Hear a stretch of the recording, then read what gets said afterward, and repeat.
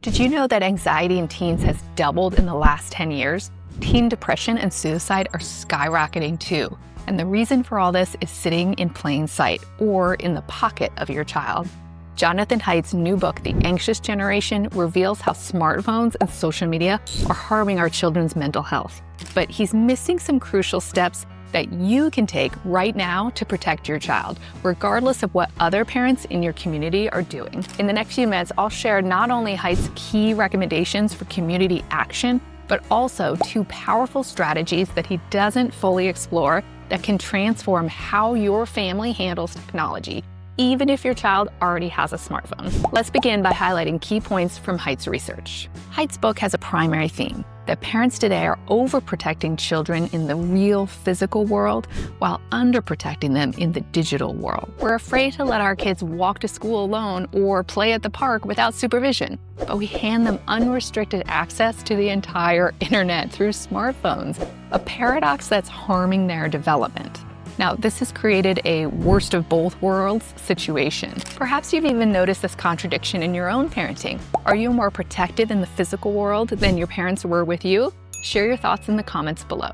Now, let's look at how Haidt backs up his claim. The book, The Anxious Generation, reveals that depression, anxiety, and self-harm have risen dramatically since 2010.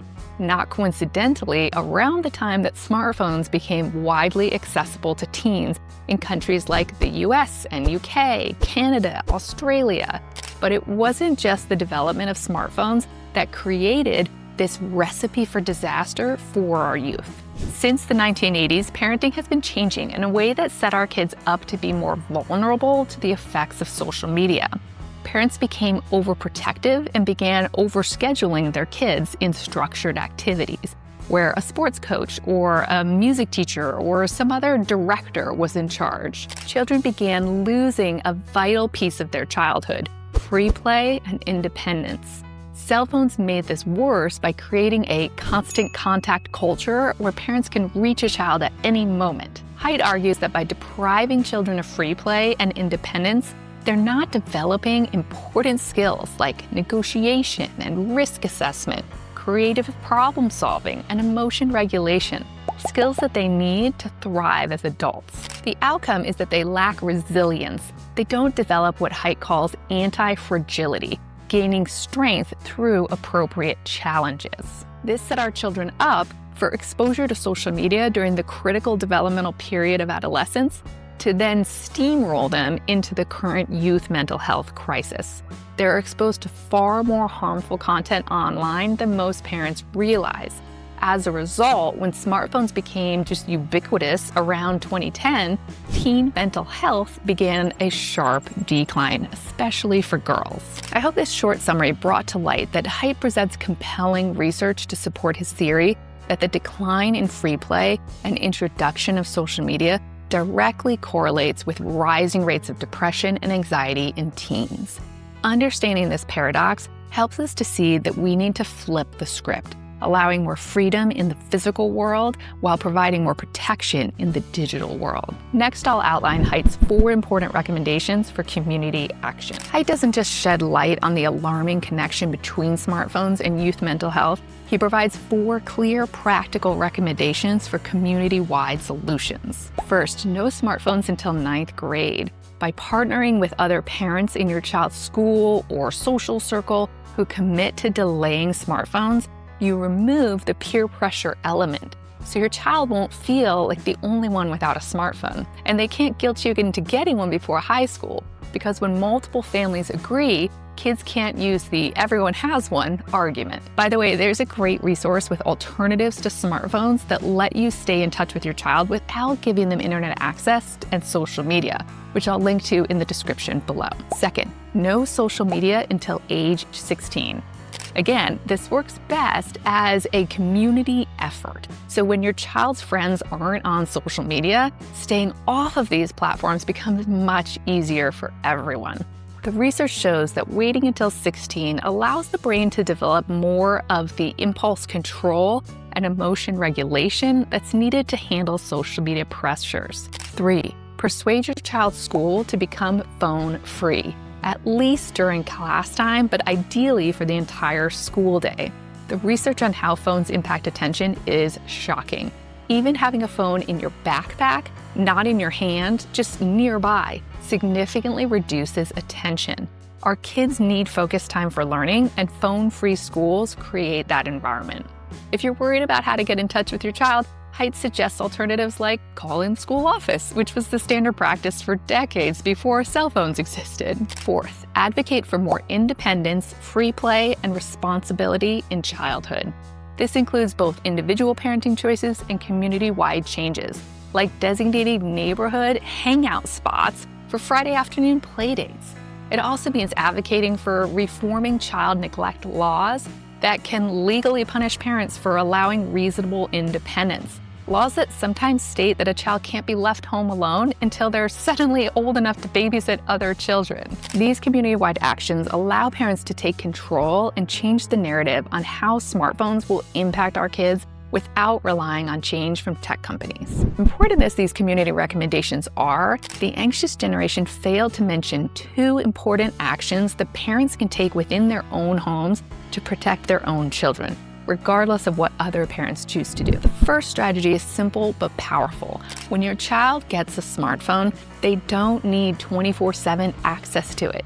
In my family, for the first 2 years after getting smartphones, my children's phones live in a clearly visible charging area in the kitchen.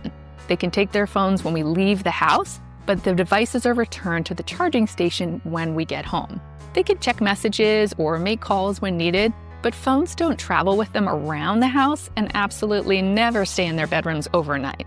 This approach teaches moderation and prevents them from feeling constantly tethered to their devices, reaching for them during every moment of boredom or anxiously checking for notifications. It helps them learn to be present in the moment and encourage other activities during downtime. Now, remember, you bought your child that phone. You pay for the service plan. You set the rules for its use. You have full control. Older teens can have clear, consistent rules around cell phone use and gradually work towards full independence and healthy smartphone use. The second strategy addresses social media with a stepping stone approach. When you do allow your child access to social media, remember this: they do not need to dive into the deep end immediately. They don't need to instantly begin posting content, commenting, and engaging on multiple platforms. This can be a gradual process that maximizes benefits while minimizing risks. Start by allowing them to simply browse content on one platform that you've approved without even creating an account. Next, perhaps they can create an account but only follow specific accounts that you've reviewed together. Agree to allow them to like but not dislike or comment on posts. Later, they might begin leaving comments occasionally and run them by you first to check for appropriate wording, but still not post their own content. And still later, they might choose to post content that you approve, or they may choose to simply remain consumers of content. If you're thinking, wow, that seems like a lot more effort than just handing my child a smartphone, then you're right. These strategies do require parental effort. By keeping our kids from 24/7 smartphone access and using the stepping stones approach to social media use, we take the very real risks social media highlighted in the anxious generation and make it a priority to stop underprotecting our children in the digital world. This approach builds digital literacy skills incrementally. It allows you to discuss concerning content and online risks together. It creates natural conversation opportunities about how what your child is seeing online makes them feel and gives their brain time to mature between the steps. Now, let's address a common myth. My child needs a smartphone and social media or they'll be socially isolated. The research just doesn't support this. In fact, teens who spend more time on social media report feeling more lonely, not less. The real connection happens face-to-face, and limiting screen time actually improves social skills and relationships. That said, we don't want to go in the opposite extreme. Digital literacy is important, and completely banning technology isn't the answer. The key is a balanced, intentional approach, which is exactly what we're discussing today. You can take these steps in your own home regardless of what other parents in your town are doing. I'd love to know, what's your biggest challenge when it comes to managing technology in your family? Share in the comments below.